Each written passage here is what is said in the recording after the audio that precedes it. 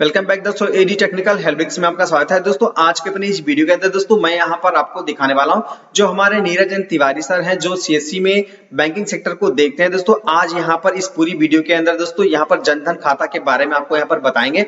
दोस्तों ये जो जानकारी दोस्तों आप बहुत ही ध्यानपूर्वक सुनिएगा दोस्तों, क्योंकि ये जो वीडियो दोस्तों बहुत ही इंपॉर्टेंट वीडियो है। जितने भी हमारे सीएससी वेले भाई दोस्तों उन सभी के लिए इंपॉर्टेंट वीडियो, क्योंकि दोस्तों इस वीडियो के अंदर जितनी भी जानकारी बताई गई है उन सभी जानकारी के दोस्तों आपको यहाँ पर माइंड में अपने दिमाग में रख लेना होगा, क्योंकि दोस्तों इसी जानकारी के अनुसार दोस्तों आप अपने लाभार्थी का खाता यहाँ पर जनधन खाते में यहाँ पर जोड़ेंगे। क्योंकि दोस्तों जनधन खाता खोलने में दोस्तों बहुत सारी स्कीम यहाँ पर साथों साथ आप कस्टमर को यहाँ पर मिल जाती है। दोस्तों इसके अंदर कौन सी सर्विसेज आपको यहाँ पर मिलने वाली है और जनधन खाता में कौन सी स्कीम आने वाली है जो हमारे सर यहाँ पर बताने वाले हैं। तो चलिए दोस्तों वीडियो को शुरू करते हैं। दोस्तों वीडियो में अंत तक बने रहिएगा। आप सभी को नमस्कार। मैं वरिष्ठ प्रबंधक सीएससी गवर्नेंस बैंकिंग सेक्टर को देखता हूं। इस समय मैं कानपुर में हूं। आज मैं एक महत्वपूर्ण विषय पे आपको जानकारी देने जा रहा हूं जिसका नाम है प्रधानमंत्री जनधन योजना। इसकी शुरुआत कैसे हुई, कब हुई, क्या आगे इसके बेनिफिट्स होने वाले हैं, उसके बारे में विस्तार से आपको बताऊंगा। प्रधानमंत्री जनधन योजना की शुरुआत 15 अगस्त 2014 से प्रधानमंत्री नरेंद्र मोदी जी ने घोषणा की थी लाल किले से, और ये लॉन्च हुई 28 अगस्त 2014 को। ये दुनिया की सबसे बड़ी फाइनेंशियल इंक्लूजन इनिशिएटिव था, और इस योजना के तहत जो ग्रामीण अंचलों में रहने वाले दूर दराज के लोग थे और जिनके तक बैंकिंग की फैसिलिटीज आज तक नहीं पहुंची थी, उन तक बैंकिंग फैसिलिटीज पहुंचाना और बैंक मित्रों को अपॉइंट किया गया इस स्कीम के तहत।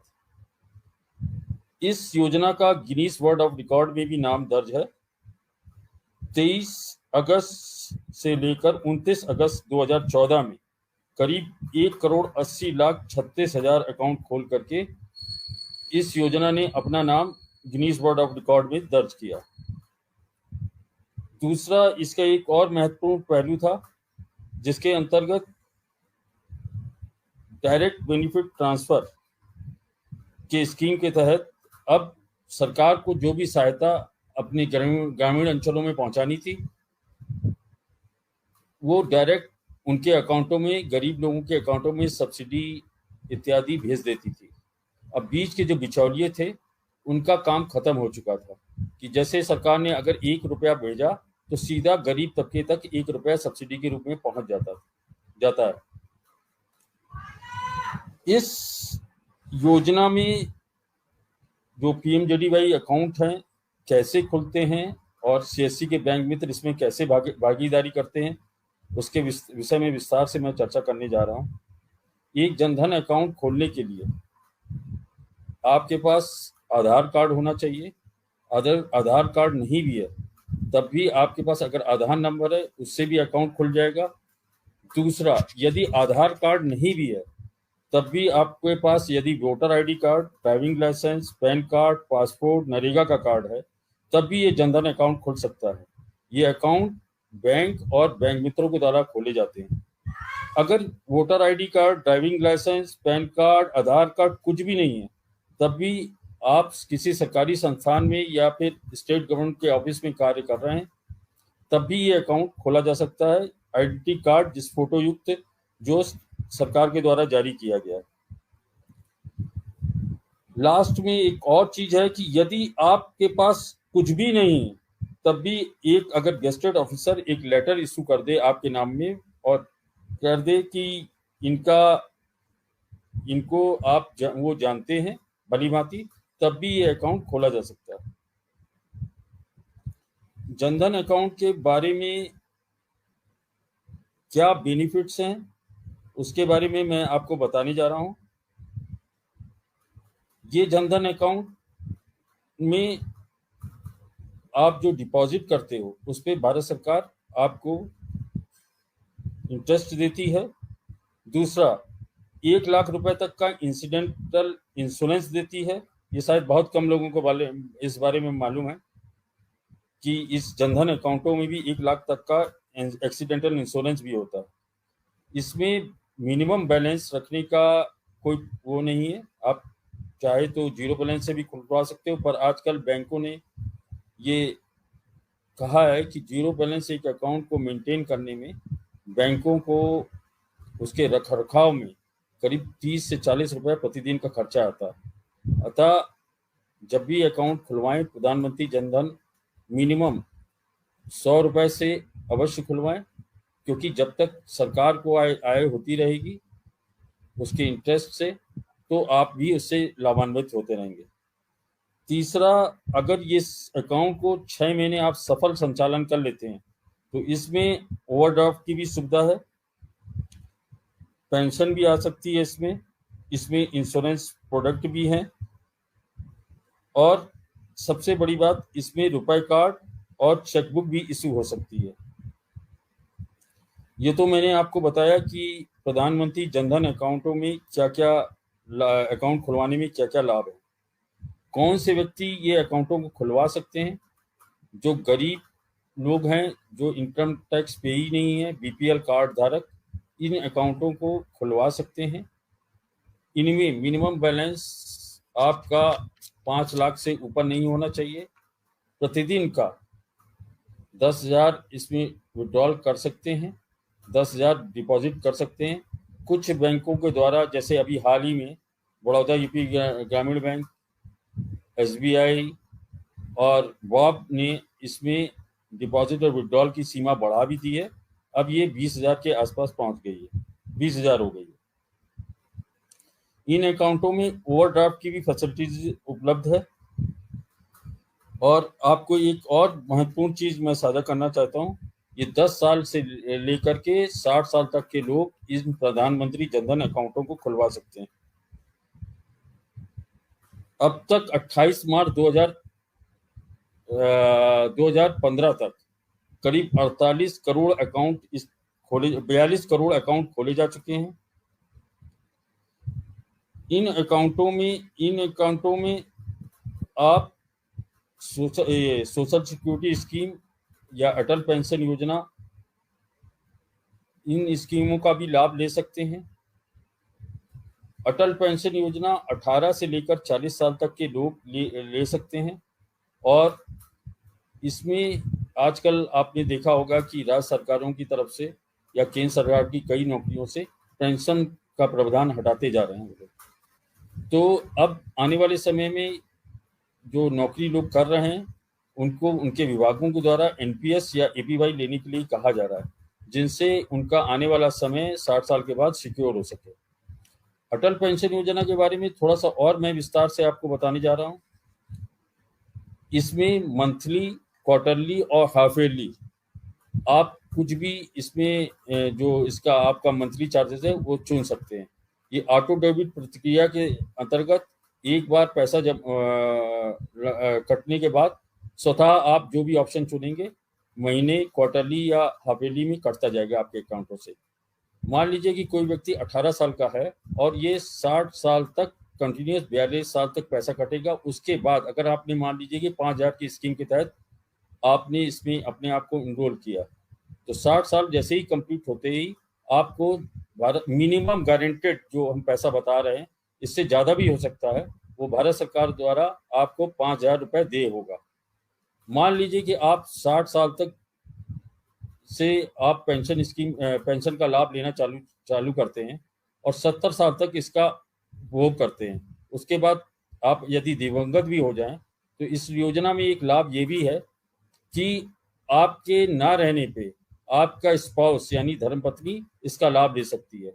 मतलब कहने का मतलब यह है कि लगभग आप जब 18 साल के होंगे तो ये इसमें जो पैसा आपका कटेगा 242 रुपये, और जब आप कैलकुलेट करेंगे पूरे 42 साल में लगभग आपका लाख के रुपए के आसपास कटेगा।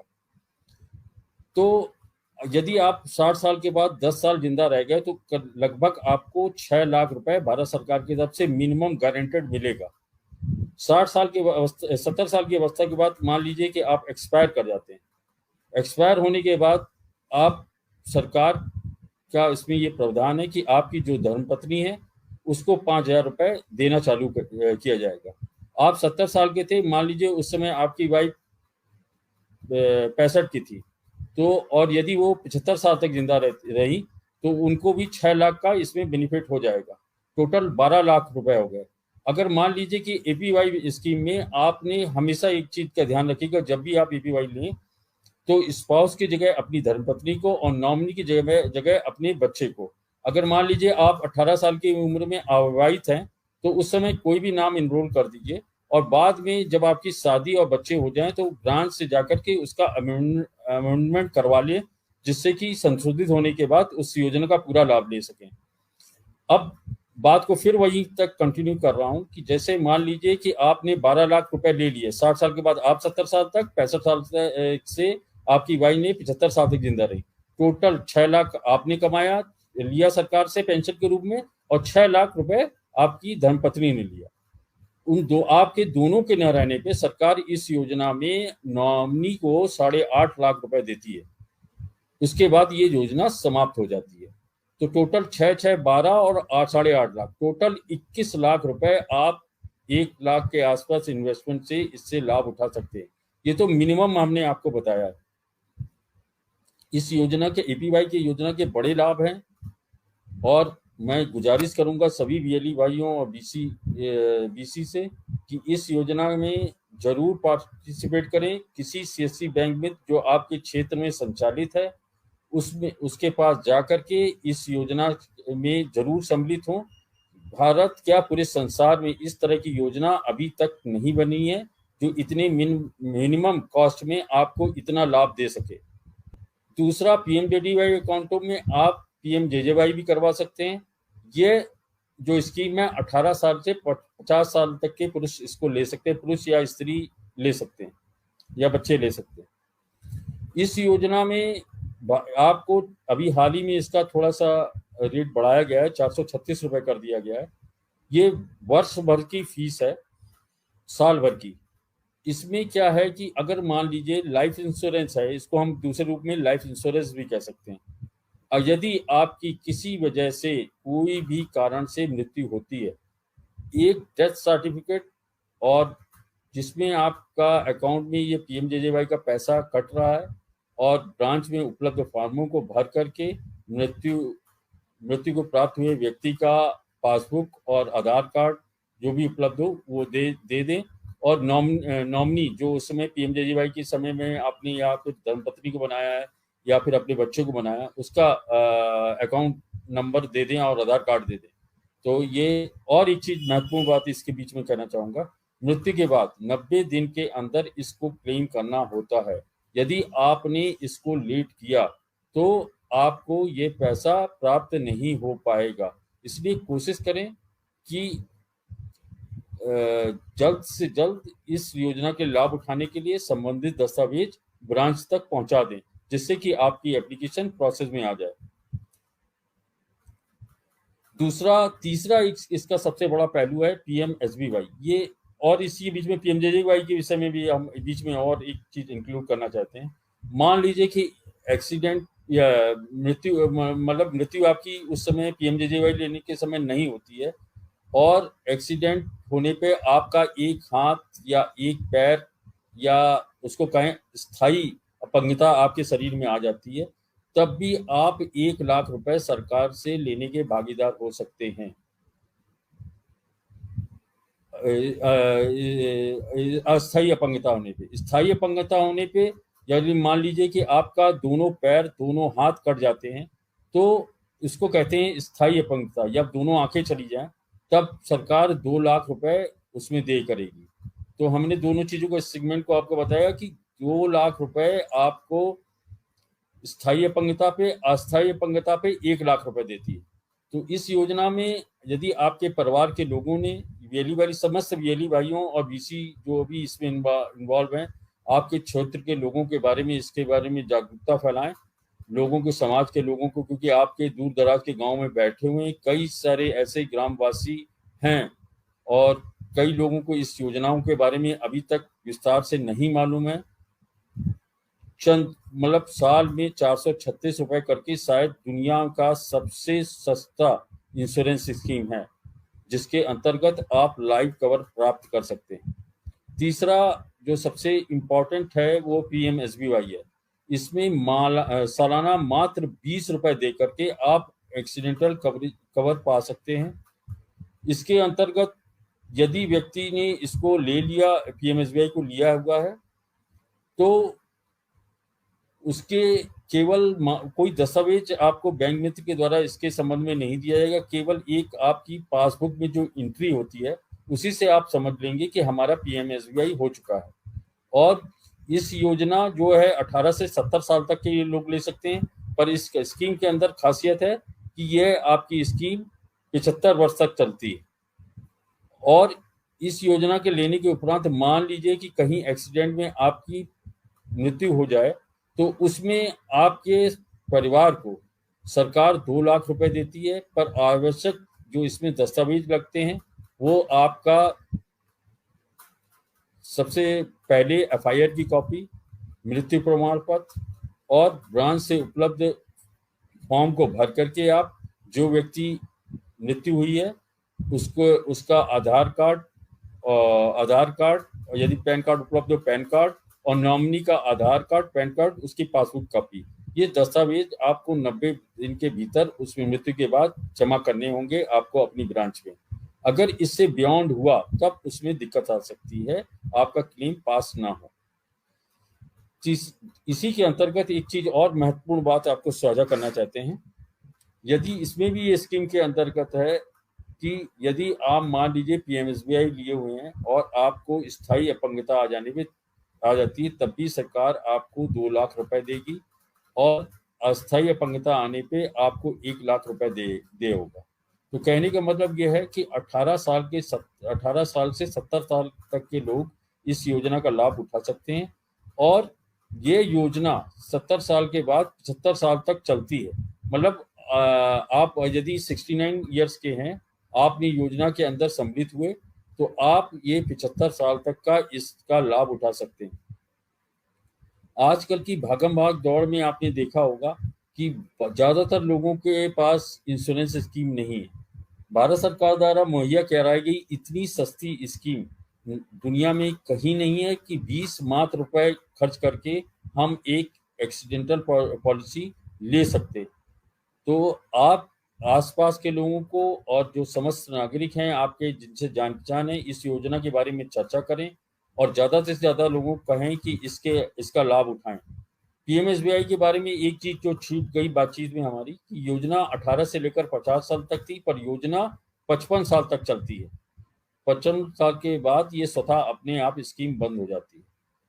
तो दोस्तों, ये जो आज मैंने आपको प्रधानमंत्री जनधन योजना और इसके साथ होने वाले लाभ, इसमें इंश्योरेंस की स्कीम के बारे में बताया। अब इसको और कंक्लूड करते हुए एक चीज, आप कैसे सरकार से 6 लाख रुपए प्राप्त कर सकते हैं उसके बारे में बताने जा रहे हैं।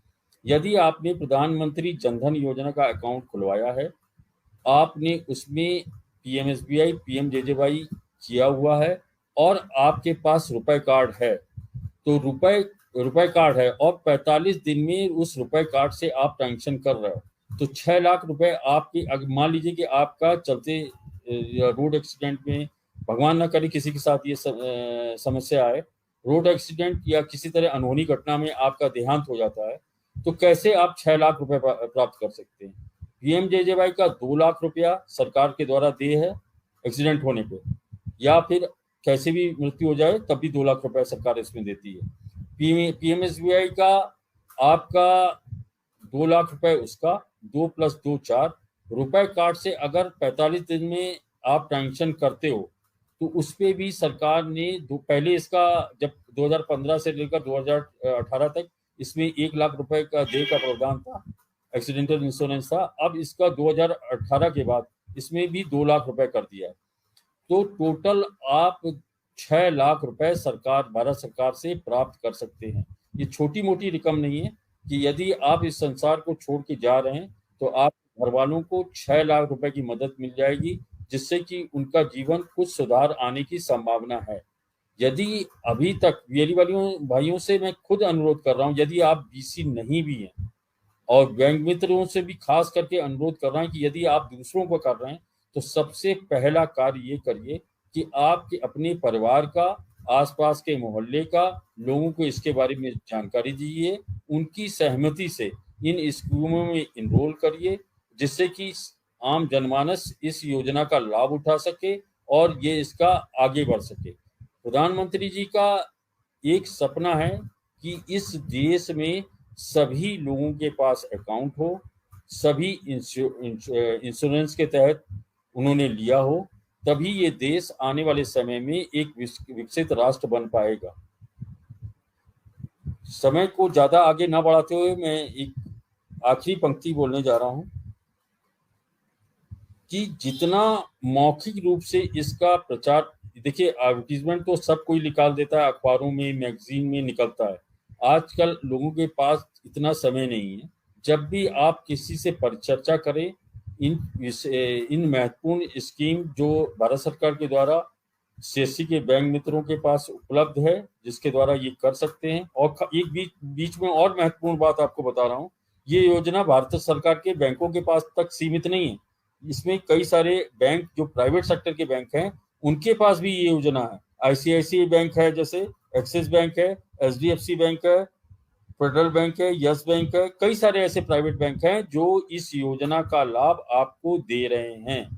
तो अंत में यही कहना चाहता हूं कि समाज के लोगों को शिक्षित करें, इस योजना के बारे में उनको बारे में बताएं और उनको लाभान्वित करें। कहीं देर ना हो जाए कि अटल पेंशन योजना 40 के बाद वो नहीं ले सकता। अगर नहीं ले पा रहा है तो उसको एनपीएस लेने के लिए किसी वेली सेंटर पे एनपीएस लेने के लिए भेजे। और क्योंकि इनका 60 साल के बाद आदमी, आपको मालूम है कि वो उतना कारगर उस कार्य करने योग्य नहीं रहता, उसको मदद की आवश्यकता होती है। इसी के साथ जो आज अब हमने आपको प्रधानमंत्री जनधन योजना के बारे में महत्वपूर्ण जानकारी दी और इसके साथ में अटल पेंशन योजना, पीएमजेजेवाई, पीएमएसबीवाई की योजना के बारे में विस्तार से बताया, रुपए कार्ड के बारे में बताया, पीएम प्रधानमंत्री जनधन योजना में के अकाउंट खोलने में होने वाले लाभों के बारे में आपको बताया। इतना अधिक लाभ इस योजना के अंतर्गत है, इसको आप जल्द से जल्द लें और अपने समाज को और आगे बढ़ाने की कोशिश करें। ज़्यादा समय ना लेते हुए मैं आप लोगों का इस लाइव सेशन में आने के लिए धन्यवाद करता हूं। उम्मीद करता हूं कि नेक्स्ट सेशन में इससे ज़्यादा अच्छी महत्वपूर्ण बातें आपके साथ डिस्कशन होगा। नमस्कार दोस्तों, मुझे उम्मीद है कि आज का ये वीडियो दोस्तों आपको काफी पसंद आया होगा, क्योंकि दोस्तों इस वीडियो के अंदर दोस्तों जनधन खाता के बारे में दोस्तों बहुत अच्छी जानकारी आपको यहाँ पर मिल गई। दोस्तों यहाँ पर जो हमारे नीरज एन तिवारी सर हैं, जो बहुत ही अच्छी तरह से एक्सप्लेन किया दोस्तों कि जनधन खाता क्या है और जनधन खाता में दोस्तों कौन सी स्कीम आपको यहाँ पर मिलती है। साथ ही साथ दोस्तों आप यहाँ पर अपने लाभार्थियों को किस तरह से खाता खोलने में उनकी मदद कर सकते हैं। तो दोस्तों ठीक इस तरह से अच्छी वीडियो के लिए दोस्तों मेरे पेज को लाइक, सब्सक्राइब और शेयर जरूर करेगा। दोस्तों मिलते हैं अपने अगले नई वीडियो में, तब तक के लिए दोस्तों जय हिंद, जय भारत।